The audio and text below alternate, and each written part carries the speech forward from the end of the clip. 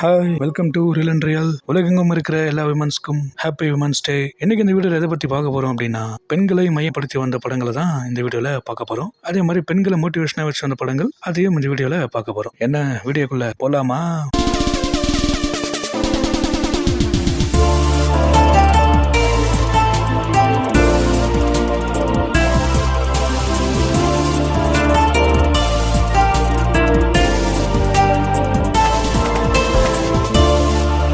முதல்ல நாம பார்க்க போறது 1984 வந்த புதுமை பெண். இந்த படத்துடைய டைரக்டர் வந்து பாத்தீங்கன்னா இயக்குனர் பாரதி ராஜா அவர்கள் படத்தை டைரக்ட் பண்ணிருப்பாங்க. இளையராஜா அவர்கள் மியூசிக் பண்ணிருப்பாங்க. இந்த படத்துடைய கதை என்னன்னு பாத்தீங்கன்னா, திருமணம் ஆனது பிறகு ஒரு பெண் எவ்வளவு பிரச்சனையை சந்திக்கிறாங்க, மாமியார் கிட்டையும் ஹஸ்பண்ட் கிட்டையும் எவ்வளவு பேச்சுகள் வாங்குறாங்க, அதெல்லாம் மீறி அவங்க எப்படி இந்த சமுதாயத்துல ஜெயிக்கிறாங்க. இதுதான் அந்த படத்துடைய கதை. இந்த படத்துல தான் ஒரு தென்றல் புயலாகி வருது அந்த பாட்டு வரும். இந்த பாரதி கண்ணம்மா சீரியல்ல கூட கண்ணம்மா பேகத்துக்கிட்டு போகும்போது போடுவாங்களே அந்த பாட்டு. அதுக்கப்புறமா நம்ம பார்க்க போற படம் பாத்தீங்கன்னா 1987 வந்த மனதில் உறுதி வேண்டும் அந்த படம். இந்த படம் வந்து இயக்குனர் சிகரம் கே பாலச்சந்தர் சார் வந்து டைரக்ட் பண்ணிருப்பாங்க. சுகாஷினி மேம், விவேக் சார் மற்றும் பலர் நடிச்சிருப்பாங்க.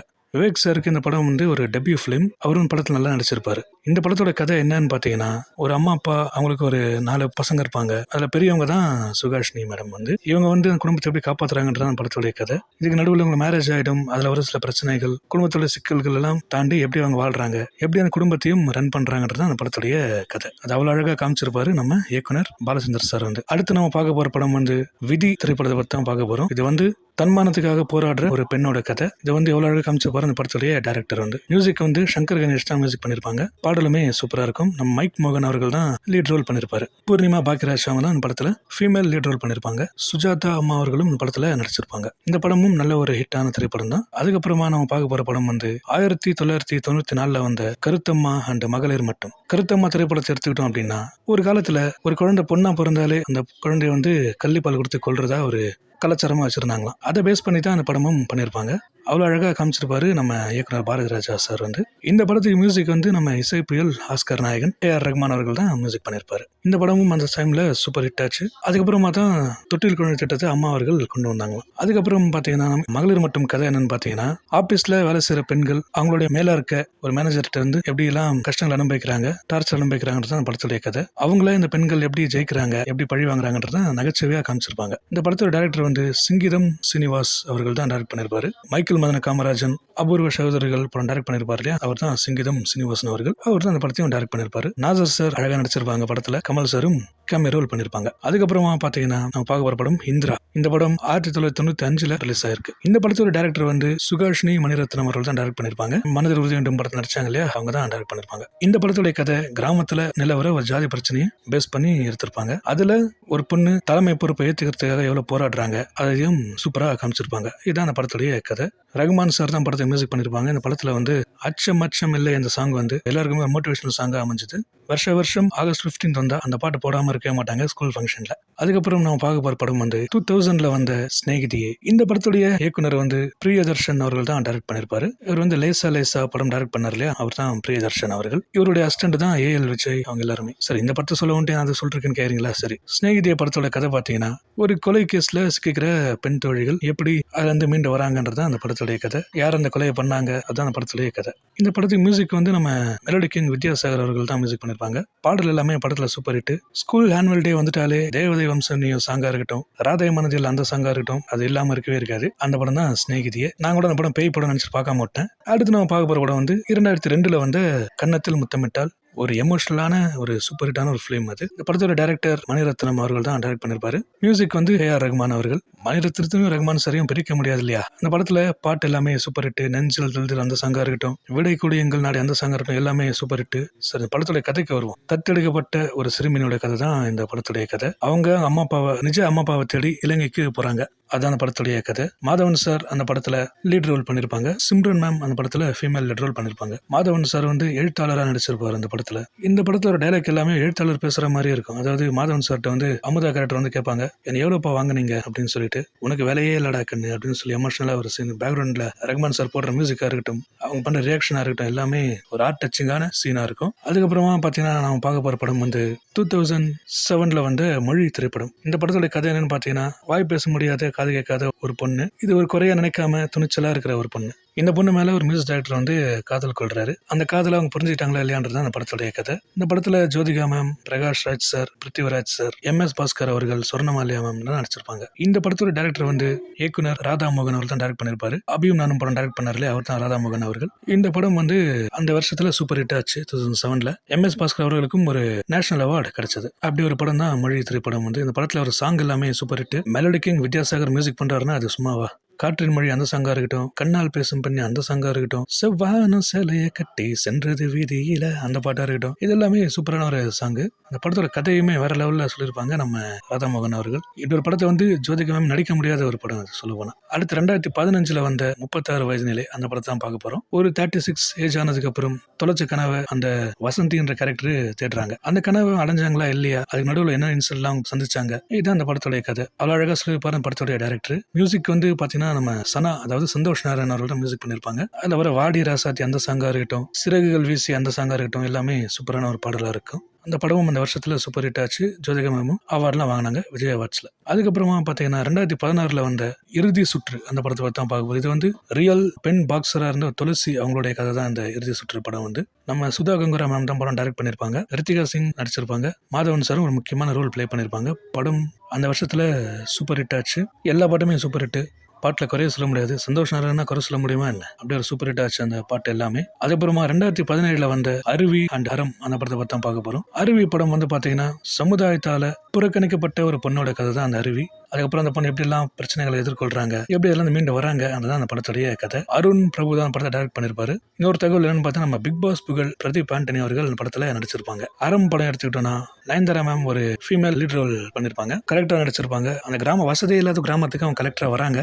அங்க ஒரு சின்ன ஒரு பொண்ணுக்கு ஒரு சம்பவம் நடந்தது. அதுல இருந்து அவங்க அதை மீட்கிறாங்களா என்றது அந்த படத்துடைய கதை. இது வந்து ஒரு ரியல் ஸ்டோரி இந்த படம் சொல்ல போனா. அந்த படம் அந்த வருஷத்துலயும் சூப்பர் ஹிட் ஆச்சு. கோபி நாயர் அவர் தான் படத்தை டைரக்ட் பண்ணிருப்பாரு. அதுக்கப்புறமா 2018ல வந்த கனா அண்ட் காற்றின் மொழி இந்த படத்தை பத்தி தான் பார்க்க போறோம். கனா படம் எடுத்துக்கிட்டீங்கன்னா கிராமத்துல கௌசல்யா அப்படி இருக்க ஒரு பொண்ணு கிரிக்கெட் பிளேயர் ஆகணும்னு ஆசைப்படுறாங்க. அதுக்கு அவங்க எவ்வளவு முயற்சி பண்றாங்க, கிரிக்கெட் பிளேயர் ஆனாங்களா இல்லையான்றதான் படத்தோட கதை. லாஸ்டா அவங்க கிரிக்கெட் பிளேயர் ஆயிட்டு அவங்க அப்பா நல்ல ஒரு பேர் வாங்கி கொடுக்குறாங்க. கிளைமேக்ஸுமே செம்மையா பண்ணிருப்பாங்க அந்த படத்துல. அருண் ராஜா காமராஜ் தான் படம் டைரக்ட் பண்ணிருப்பாரு. நம்ம சிவகார்த்திகேயன் சாரும் அந்த படத்துல ஒரு முக்கியமான ரோல் பண்ணிருப்பாரு. நெல்சன் திலீப் குமார் என்ற கேரக்டர்ல ஒரு கோச்சா நடிச்சிருப்பாரு. காற்றின் மொழி படம் எடுத்துக்கிட்டீங்க அப்படின்னா அது ஒரு பொண்ணுக்கு எவ்வளவு தடைகள், அதை தாண்டி அவங்க எப்படி வராங்கன்றது அந்த படத்தோடைய கதை. இந்த படமும் நம்ம டைரக்டர் ராதாமோகன் அவர் தான் டைரக்ட் பண்ணிருப்பாரு. மியூசிக் வந்து கௌஷிக் அப்படின்னு ஒருத்தர் தான் மியூசிக் பண்ணிருப்பாரு. அடுத்து நம்ம பார்க்க போற படம் 2019ல வந்த ராட்சசி, பிகில் அண்ட் நேர்கொண்ட பார்வை.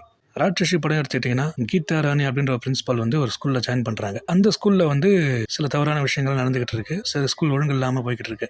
அதை அவங்க எப்படி மாத்துறாங்க, ஸ்கூல்ல எப்படி நல்வழி கொண்டு வராங்க அப்படின்றத ஒரு நல்ல ஒரு ஆக்ரோஷமா காமிச்சிருப்பாரு அந்த படத்தை டைரக்டர் சாய் கௌதம் அவர்கள். அதுக்கப்புறமா பாத்தீங்கன்னா நேர்கொண்ட பார்வை. நார்த் இந்தியன்ல இருந்து சென்னைக்கு வராங்க பொண்ணுங்க. அவங்க எப்படி ஒரு பிரச்சனைல மாட்டிக்கிறாங்க, அதுல இருந்து எப்படி தப்பிக்கிறாங்க, அதாவது மீண்டு வராங்கன்றது அந்த படத்துடைய கதை. நம்ம அஜித் சாருமே சூப்பரா நடிச்சிருப்பாங்க. படத்தோட டைரக்டர் வந்து H. வினோத் அவர்கள் தான். H. வினோத் யாருன்னு பாத்தீங்கன்னா அஜித் சார் வச்சு வலிமை துணை விட்டு கொடுத்தாரு இல்லையா, அவர் தான். இப்போ ஒரு தளபதியோட கடைசி படமான ஜனநாயகன் படம் டைரக்ட் பண்ணிருக்காரு இல்லையா, அவர் தான் நம்ம H. வினோத் அவர்கள். அதுக்கப்புறமா பாத்தீங்கன்னா இந்த படத்துல ஆதிக் ரவிச்சந்திரன் நடிச்சிருப்பாரு. அடுத்த தலையோட படம் பண்ண வந்துட்டாரு. அதுக்கப்புறமா பாத்தீங்கன்னா பிகில் படம் எடுத்துக்கிட்டீங்கன்னா எல்லாம் சொல்லுவாங்க சக்தி இந்தியாவோட ரீமேக், அதோட ரீமேக் எல்லாம் சொல்லுவாங்க. பட் ஒரு விமன் சென்ட்ரிக் மூவி தான் பிகில் வந்து. சாதிக்கிறோம் நினைக்கிற ஏழை பெண்களுடைய கதை தான். அதை நம்ம தளபதி எப்படி போய் கரெக்டா அவங்களை கோச் பண்றாங்க, எப்படி அவங்களை முன்ன கொண்டு வராங்கிறது தான் படத்துடைய கதை. அவங்களும் எவ்வளவு போராடினாங்கன்றது தான் படத்துடைய கதை. தளபதியும் சரி, நயன்தாரா மேமும் சரி நல்லா நடிச்சிருப்பாங்க. அட்லியும் படம் நல்லா டைரக்ட் பண்ணிருப்பாங்க. ரஹ்மான் சார் தான் படத்துக்கு மியூசிக் பண்ணிருப்பாரு. அதுல சாங் எல்லாமே சூப்பர் ஹிட்டா இருக்கும். அது சிங்கப்பெண்ணை சாங்லாம் விமன்ஸ் டே வந்து ஸ்டேட்டஸ்ல வைக்காத ஆளே கிடையாது. அப்படி ஒரு பாட்டு அது. அடுத்து நம்ம பார்க்க போற படம் 2020ல வந்த பொன்மகள் வந்தால் அந்த படத்தை பத்தி தான் பார்க்க போறோம். இதுல நம்ம ஜோதிகா மேம் நடிச்சிருப்பாங்க. ஒரு பொண்ணுக்காக போராடுற ஒரு வக்கீலா நடிச்சிருப்பாங்க. இதுவுமே ஒரு நல்ல ஹிட் ஆச்சு. பட் படம் தியேட்டருக்கு வரல, OTTல தான் ரிலீஸ் ஆயிருக்கு. சூப்பர் ஹிட் ஆச்சு அந்த படம் வந்து. தியேட்டருக்கு வந்து அந்த படம் சூப்பர் ஹிட்டா இருக்குன்னு நினைக்கிறவங்க கமெண்ட்ல சொல்லுங்க. அதுக்கப்புறமா 2021ல வந்து காப்பே ரணசிங்கம் அந்த படத்தை பத்தி தான் பார்க்க போறோம். நம்ம ஐஸ்வர்யா ராஜேஷ் அவர்கள் நடிச்சிருப்பாங்க. நம்ம மக்கள் செல்வன் விஜய் சேதுபதி நடிச்சிருப்பாங்க. கதை என்னன்னு பாத்தீங்கன்னா இறந்து போன ஒரு கணவனுடைய பாடியை தேடுற ஒரு பொண்ணோட கதை தான் இந்த படத்துடைய கதை. இது உண்மை சம்பவமா நடந்த ஒரு கதையா சொல்ல போனா. அதுக்கப்புறமா 2022ல வந்த திட்டம் 2 படம் வந்தது. அது ஒரு கிரைம் ஸ்டோரி பேஸ் பண்ணி வந்த படம். இது ஒரு விமானம் நடந்த சம்பவத்தை ஒரு விமானம் தட்டி கேட்கறாங்க. அதான் அந்த படத்துடைய கதை. இதுலயும் நம்ம ஐஸ்வர்யா ராஜேஷ் அவர்கள் நடிச்சிருப்பாங்க. அதுக்கடுத்து 2023ல வந்த டிரைவர் ஜெமுனா படம் வந்தது. அதாவது லேடி டிரைவரா போறவங்க எவ்வளவு பிரச்சனைகளை சமாளிக்கிறாங்க, என்ன பிரச்சனைகளை எதிர்கொள்றாங்க, எப்படி அதெல்லாம் மீண்டு வராங்க என்றது அந்த படத்துடைய கதை. அதே வருஷம் வந்து த்ரிஷா நடிச்ச ராங்கி படம் வந்தது. அந்த படத்துல வந்து அவங்க ஒரு மீடியா பர்சனா நடிச்சிருப்பாங்க. ஒரு பெண் மீடியா பர்சன் சமுதாயத்துல எவ்வளவு கஷ்டப்படுறாங்க, எவ்வளவு பிரச்சனை பிரச்சனை எதிர்கொள்றாங்க. அதான் அந்த படத்துடைய கதையை. நல்ல ஒரு படம் தான். அந்த படம் சரியா போகல, பட் இருந்தாலும் நல்ல ஒரு படம் அது. அதுக்கப்புறமா போன வருஷம் 2025 வந்த ரிவால்வர் ரீட்டா நம்ம கீர்த்தி சுரேஷ் நடிச்சிருப்பாங்க. அந்த படம் வந்து சரியா போகல, பட் அந்த பேசப்பட்ட படம் தான். அதுல வந்து அவங்க போலீஸா நடிச்சிருப்பாங்க. அதுக்கடுத்து 2011 அனுஷ்கா நடிச்ச படம் தெய்வ திருமகள். ஒரு மனநிலை பாதிக்கப்பட்ட ஒரு ஆணுக்காக வாதாடுறாங்க. அதுல அவங்க ஜெயிச்சாங்களா இல்லையான்றது தான் படத்துடைய கதை. அந்த படமும் சூப்பர் ஹிட் ஆச்சு அந்த வருஷம். விக்ரம் சாருக்குமே நல்ல பேர் வாங்கி கொடுத்த படம், அனுஷ்காக்குமே நல்ல பேர் வாங்கி கொடுத்த படம். ஒரு சில படங்கள்ல விமன் கேரக்டர் அழுத்தமா காமிச்சிருப்பாங்க. அது படத்துல ஹீரோ தான் இருப்பாரு, பட் ஹீரோயின் கேரக்டர் நல்ல அழுத்தமா காமிச்சிருப்பாங்க. அந்த மாதிரி படம் பாத்தீங்கன்னா மெட்ராஸ் படத்துல வர கலையரசி கேரக்டர் நல்ல அழுத்தமா காமிச்சிருப்பாங்க. டைரக்டர் வந்து கார்த்திக் தைரியமா சண்டை போடுற சீனா இருக்கட்டும், எல்லாமே வேற லெவலில் காமிச்சிருப்பாங்க. அடுத்து கபாலிலையும் குமுதவல்லி என்ற கேரக்டர் அழுத்தமா காமிச்சிருப்பாரு டைரக்டர் ரஞ்சித் அவர்கள். ரஜினி சரி மோட்டிவேட் பண்ற மாதிரி ஒரு சீன்லாம் இருக்கு அந்த படத்துல. அதுவுமே நல்ல ஒரு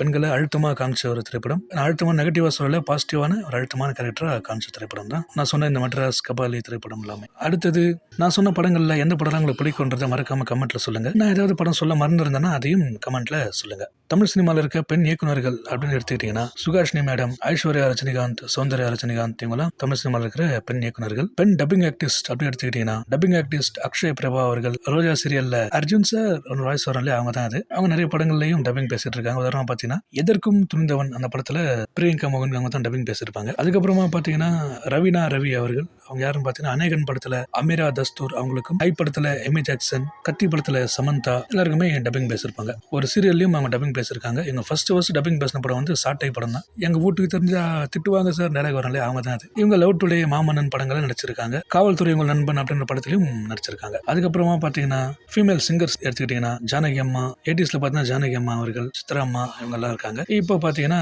பாம்பே ஜெயஸ்ரீ, சின்மய் மேடம், அந்த மாதிரி ஃபீமேல் சிங்கர்ஸ் எல்லாம் இருக்காங்க. சின்மய் மேடம் டப்பிங்கும் பேசியிருக்காங்க. பெண் கவிஞர்கள் அப்படின்னு எடுத்துக்கிட்டீங்கன்னா சினிமால கவிஞர் தாமரை மேம், அவங்க வாரணமாயிரம் படத்துல அஞ்சல சாங்கு நிறைய படம் எழுதிருக்காங்க. மின்னலை படத்துல வசீகரா அந்த சாங்ல எழுதினாங்களே, அவங்க தான் கவிஞர் தாமரை அவர்கள். அதுக்கப்புறம் பார்வதி மீரா அப்படின்னு ஒரு கவிஞர் இருக்காங்க. அவங்க என்ன பாடம் எழுதிருக்காங்கன்னு தெரிஞ்சா கமெண்ட்ல சொல்லுங்க. அதுக்கப்புறம் இன்னும் நிறைய பேர் இருக்காங்க சினிமால சாதிச்சிட்டு இருக்காங்க. நிறைய பெண்கள் வந்து சினிமாவையும் தாண்டி நிறைய விஷயங்கள்ல சாதிச்சிட்டு இருக்காங்க. ஸ்போர்ட்ஸ்ல கிரிக்கெட், ஃபுட்பால் எல்லாத்துலயுமே சாதிச்சிட்டு இருக்காங்க. அப்புறம் போலீஸாவும் இருக்காங்க, வக்கீலாவும் இருக்காங்க, இப்ப கூட கலெக்டராகவும் இருக்காங்க. ஒரு விஷுவல் இன்பேர்டா இருக்க ஒரு விமன் வந்து கிரிக்கெட்ல வின் பண்ணாங்க. அதுவும் நம்ம கேள்விப்பட்ட விஷயம். அதே மாதிரி கண்ணகி நகர்னாலே கொஞ்சம் படங்கள்ல எல்லாம் கொஞ்சம் ஒரு மாதிரி தான் காட்டுவாங்க. பட் அதெல்லாம் உடைச்சு போன வருஷம் கபடியில கோல்டு மெடல் அடிச்சாங்க கண்ணகி நகர் கார்த்திகா அவங்க. இந்த மாதிரி நிறைய பெண்கள் சாதிச்சுட்டு இருக்காங்க. சினிமாலையும் சரி, அதை தாண்டி ரியல் லைஃப்லயும் சரி சாதிச்சுட்டு இருக்காங்க. இது எல்லாமே நம்ம கேட்கும் ரொம்ப சந்தோஷமா இருக்குல்ல. நம்ம ரியல் அண்ட் ரியல் சேனல் சார்பா உலகெங்கும் இருக்கிற எல்லா பெண்களுக்குமே ஹாப்பி விமன்ஸ் டே. இந்த வீடியோ உங்களுக்கு பிடிச்சிருந்தா லைக் பண்ணுங்க. உங்க வீட்டில் இருக்கிற பெண்களுக்கும் உங்களுடைய பெண் தோழிகளுக்கும் மறக்காம ஷேர் பண்ணுங்க. மேலும் உங்க கருத்துக்களை கமெண்ட்ல சொல்லுங்க. மேலும் தகவலை தெரிஞ்சுக்க நம்ம ரியல் அண்ட் ரியல் சேனலை மறக்காம சப்ஸ்கிரைப் பண்ணிக்கங்க. அப்படியே பக்கத்தில் இருக்கிற அந்த பெல் பட்டனை கிளிக் பண்ணிக்கங்க. உங்களிடமிருந்து விடைபெறுவது சினி ஜோஷ். சிங்கப்பெண்ணே சிங்கப்பெண்ணே ஆனினமே உன்னை வணங்குமே. Happy women's day.